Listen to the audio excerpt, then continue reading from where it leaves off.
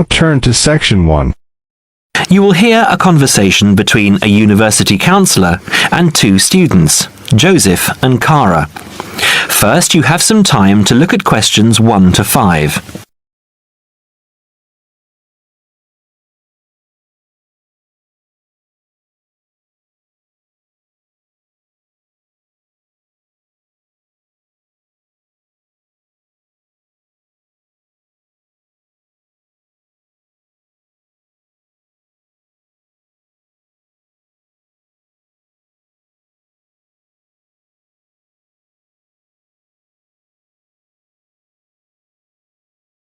Now we shall begin. You should answer the questions as you listen because you will not hear the recording a second time. Listen carefully and answer questions 1 to 5. Hi Joseph, how are you today? Fine, thanks. And Cara, how are you? Good. As we discussed on the phone earlier, I wanted to speak with both of you about the subjects you have chosen to study and how you are managing your time.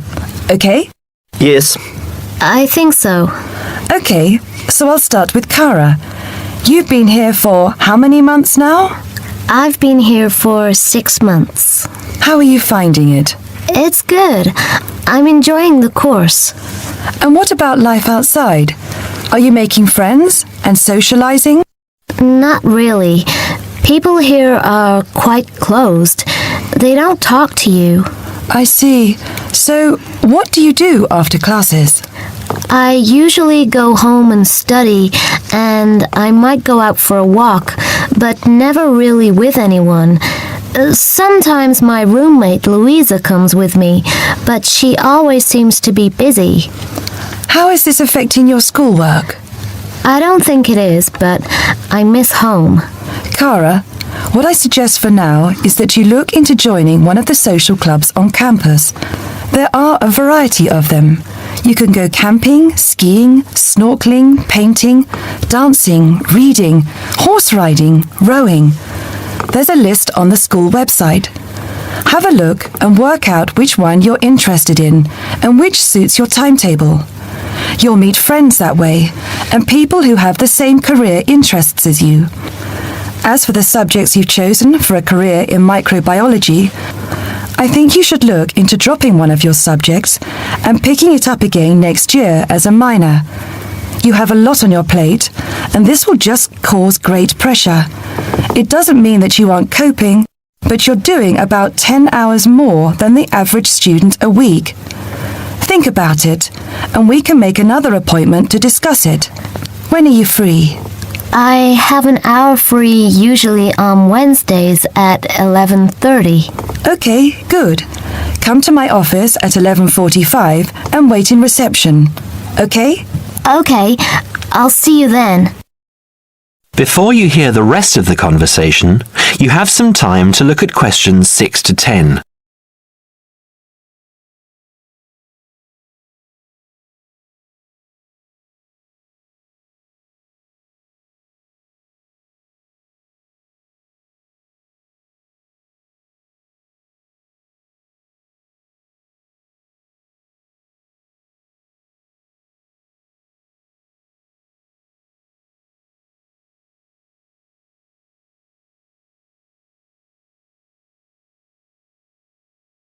Now listen and answer questions 6 to 10. Joseph, how are you finding the university? I love it. It's very different from home. Life here is very much focused on study and also socializing through sport. People have been very friendly and curious about my culture. So, you've managed to integrate well? I think so. I've joined the rugby team, something I'd never thought I'd be interested in. And how are your studies going? I think I am doing well. I have a few assignments that need some work, but overall, I'm coping. That's good. I'm happy that you're enjoying the university, but remember, don't let your schoolwork get too far behind, because it will pile up, and before you know it, you will be late handing in work. You know that there's a penalty for handing in work late? No, I didn't. You would have been told at the start of the course, during orientation. I don't remember. You need to remember these things, They are very important. You might be an excellent student, but if you consistently hand in work late, you'll be penalized and you might end up losing your degree over it. That's a lot of years of work, okay? Yes, I'll remember that. And also remember that you have to attend 90% of your classes. So far, you have missed 5 tutorials. Be careful here. These could also cost you your degree. Is there any particular reason you missed these classes? I'd been training for our rugby match the night before and, well, we went out afterwards and I slept past my alarm clock. Joseph, I know this culture must be very different from where you come from, but please try and be a little more conservative with your time. I think maybe you should spend more time on your studies and less time on socializing. The subjects you've chosen are intensive. I want you to spend 3 hours a night studying before you decide to do anything else. I'll make an appointment to see you in a month and we can assess your progress. I'll give you my business card. All my contact details are there. Call me in 3 weeks to organize another meeting. Do you have any questions for me? No, none. Okay, I'll see you in a month. That is the end of part 1. You now have half a minute to check your answers.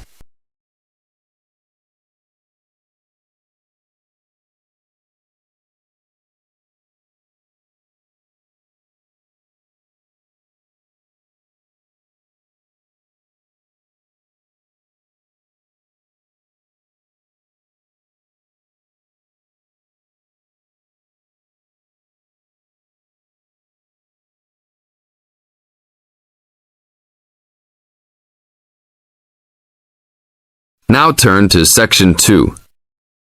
Section 2. You are going to hear an orientation talk. First, you have some time to look at questions 11 to 15.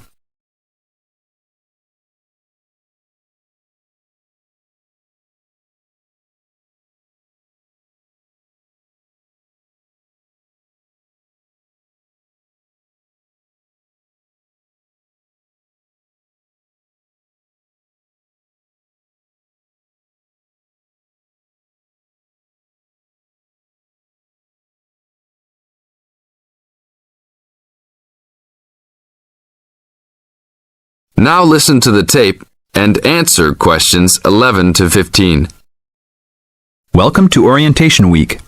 Today I am here with the captain of our school's women's gymnastics team. Her name is Elizabeth Rain, and she is a 4th-year student.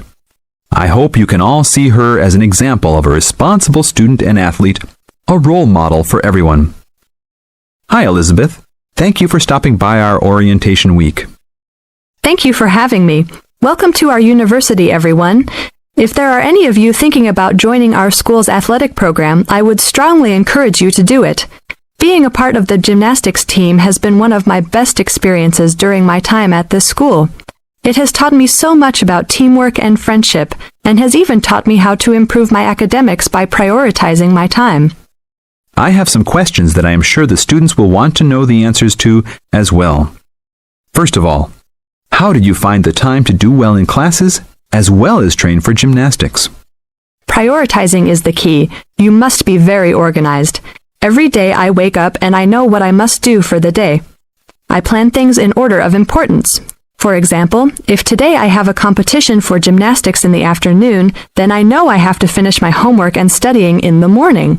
In other words, keeping an organized schedule of your priorities is very important.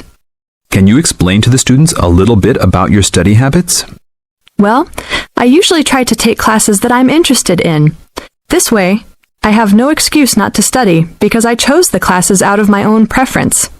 I separate my study time by class. For example, if I have 5 classes for this semester, I will study for 1 class a day from Monday through Friday, and then review for all of them on the weekend.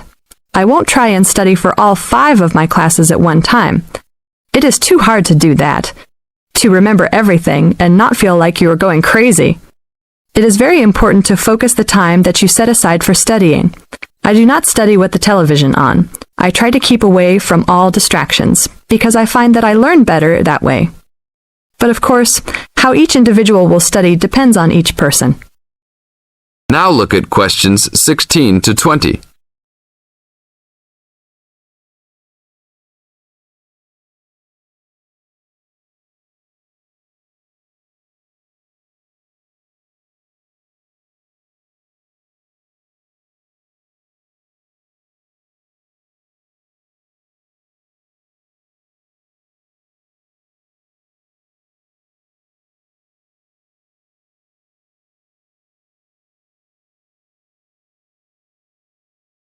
Now listen to the tape and answer questions 16 to 20. That sounds like good advice. Let's talk a little bit about your gymnastics career. How long have you been doing this sport for, and what has been the best moment of your college participation? Well, I've been participating in gymnastics since I was a kid. My parents got me involved in the sport. The best moment.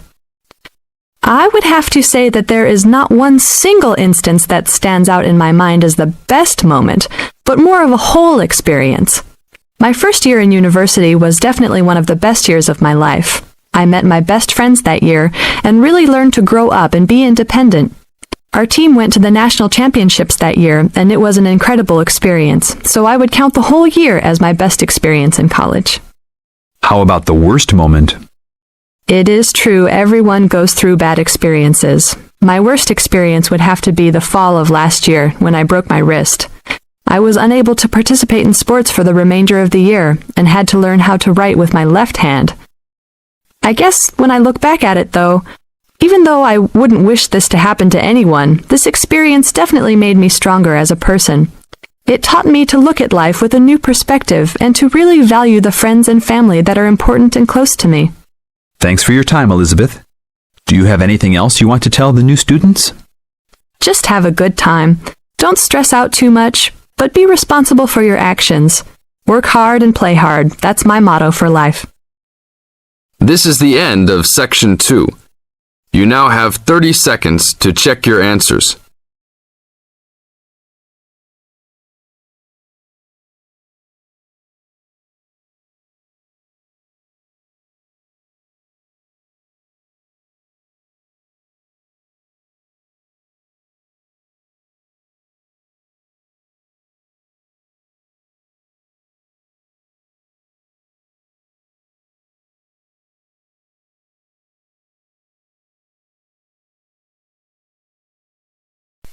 Now turns to part 3.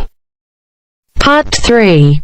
You are going to listen to a conversation between a tutor and two students. In the first part of the discussion, they talk about a fellow student.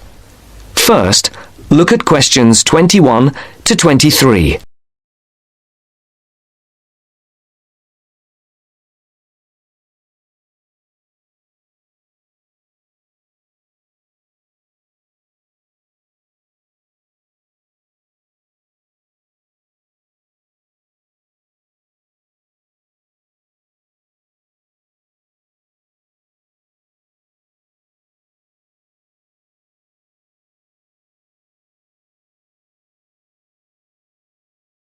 As you listen, answer the questions 21 to 23. Francis and Steve, hi. Now, before we start the tutorial, am I right in thinking that you haven't heard about Lorraine? No. What about her? She's already left. What? Well, she hasn't told anyone. You sound surprised. Weren't you half expecting it? Yes, but she could at least have told us, though. We've been on the course together for the past 3 years, and it would have been nice to know. She always was the sort to keep herself to herself. Yes, I know what you mean. Did she give any reason? Well, she got that job. What? Yes, and she's been given permission to leave, as there's only a week to go before the end of the course. But she'll be back for the exam week. Oh well, we'll just have to catch her on the mobile after the class. She's gone back to Wales first.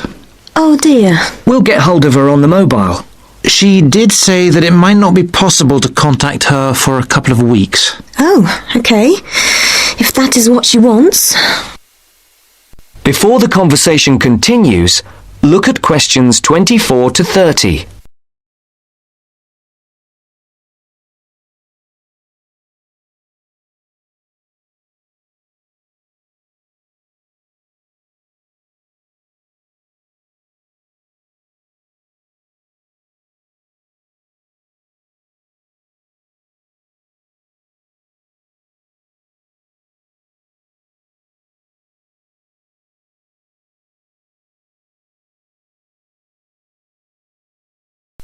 Now listen to the second part of the discussion.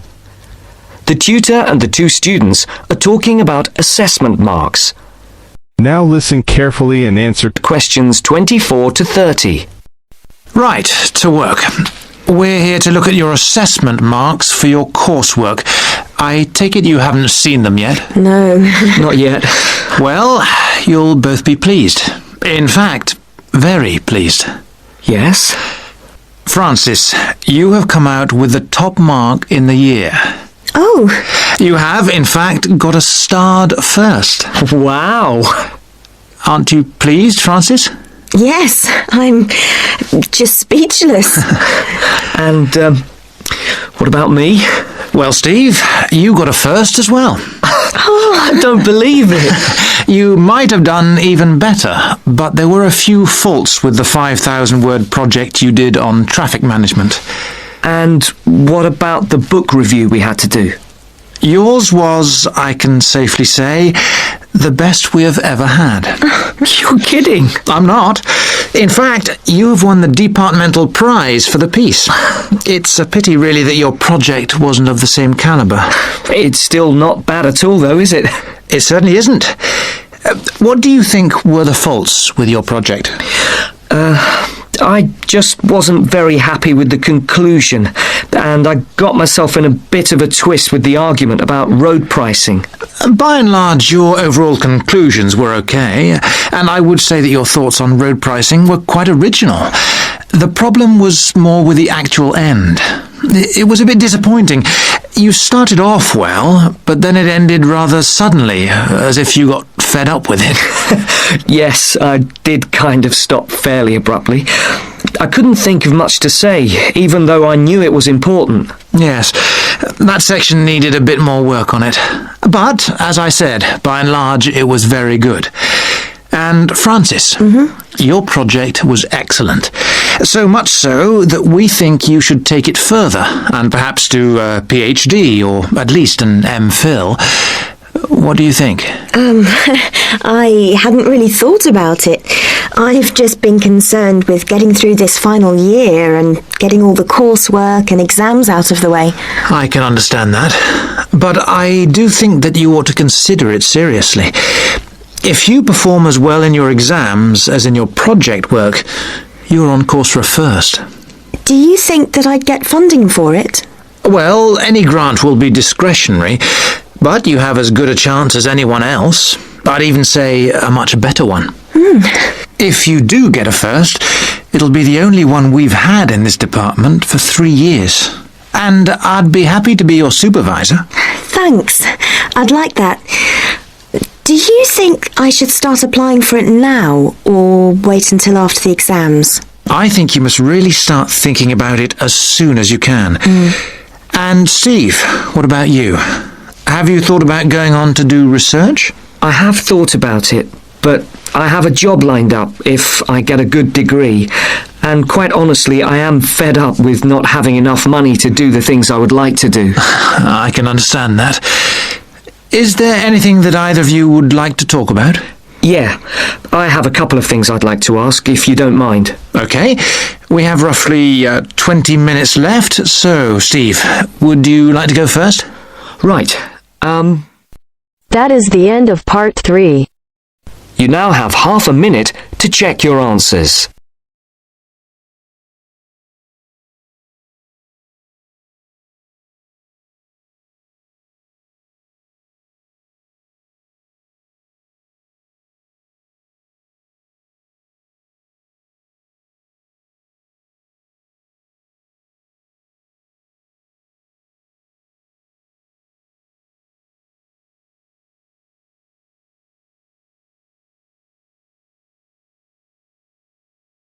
Now turn to Section 4. Section 4. You'll hear a lecturer talking to a group of science students. First, you have some time to look at questions 31 to 34.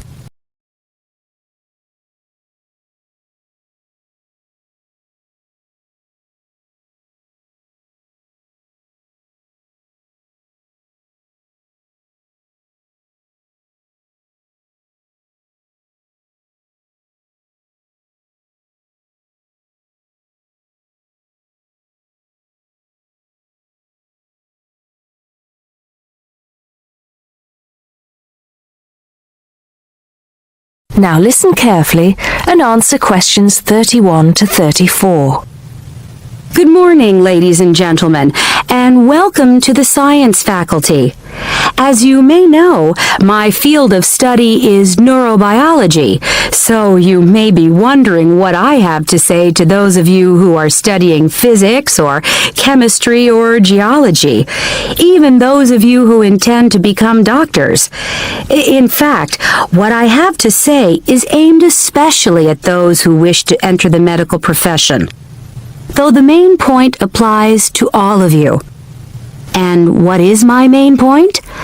Basically, it is that you shouldn't get stuck in too narrow a specialization.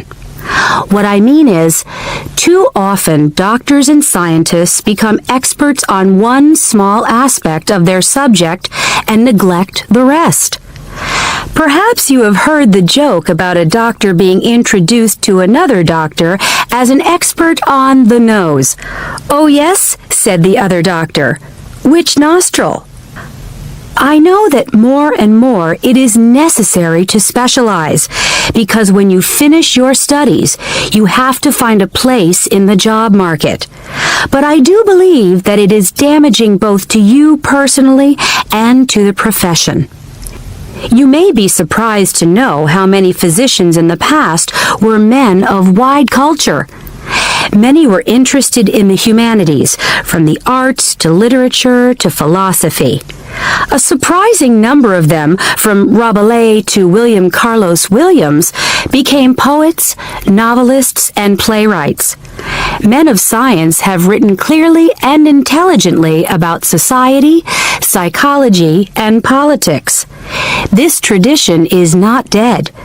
Today, such eminent scientists as Stephen Jay Gould, Jared Diamond, and Richard Dawkins are well known as popularizers of science while maintaining high standards.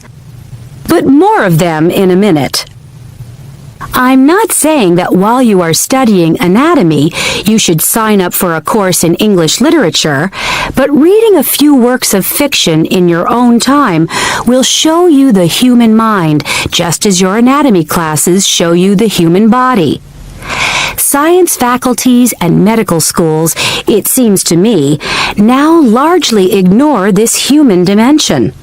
Furthermore, the study of medicine, and psychology for that matter, is largely about what has gone wrong with the body and the mind.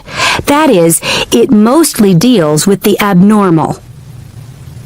Before you hear the rest of the talk, you have some time to look at questions 35 to 40.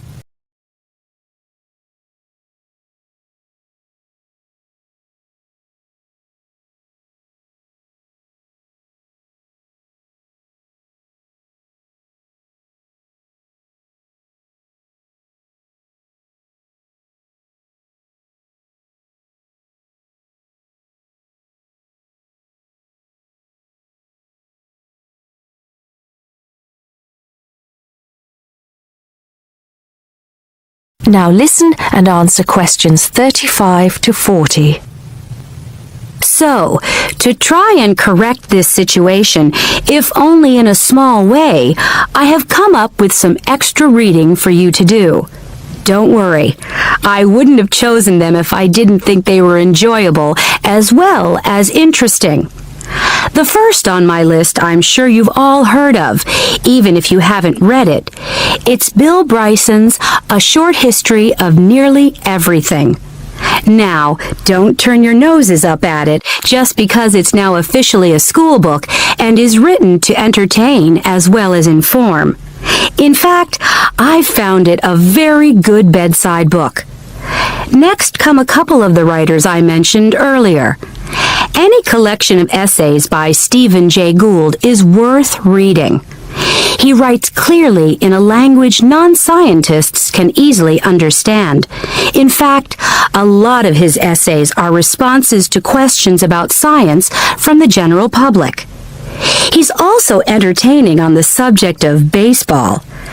Perhaps you should start with Gould's Wonderful Life.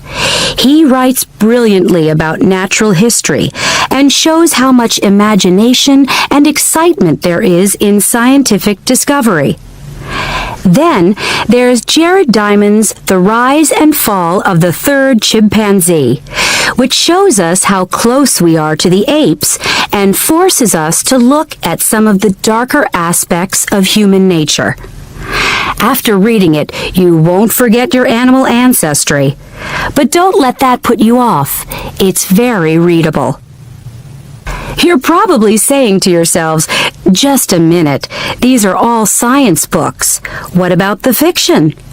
I'll come to those in a later lecture. At the moment, I'm just trying to get you to read away from your chosen field of study. However, I will recommend one work of fiction now, though it might come as a bit of a surprise.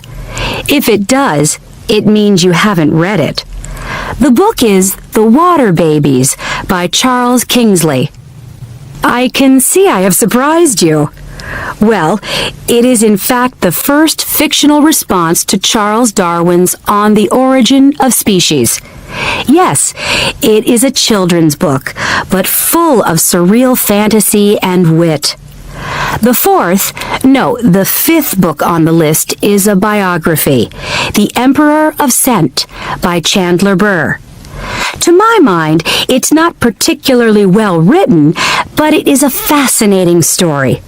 It is about Luca Turin, a biophysicist who becomes an expert on perfume, and about how he missed getting the Nobel Prize.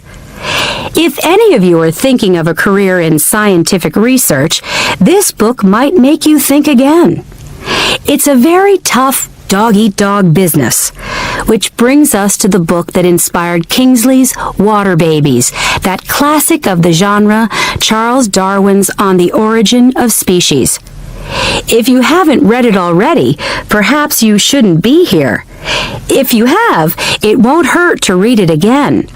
Or if you prefer, read his The Voyage of the Beagle, which, as well as being of interest to any natural historian or anyone interested in scientific method, also makes a great travel book.